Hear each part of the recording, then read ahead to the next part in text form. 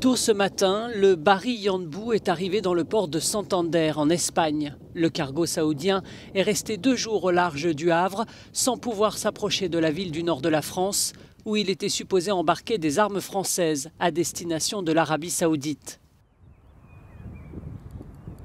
Le cargo géant de 220 mètres n'a pas pu embarquer 8 canons de type César, selon le site d'investigation Disclose, empêchés par des associations qui estiment que les armes pourraient être utilisées contre des civils au Yémen.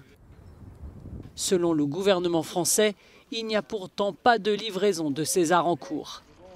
Et Paris, qui reconnaît vendre des armes à Riyad, affirme régulièrement qu'elles ne sont utilisées que de manière défensive et pas sur la ligne de front. L'essentiel des armes qui ont été vendues sont plutôt utilisées à l'intérieur du territoire ou à la frontière, mais elles sont utilisées dans le cadre d'un conflit. Vous avez raison. Néanmoins, je tiens ici à dire ce que nous avons rappelé, c'est-à-dire d'avoir la garantie que ce ne soit pas utilisé contre des populations civiles.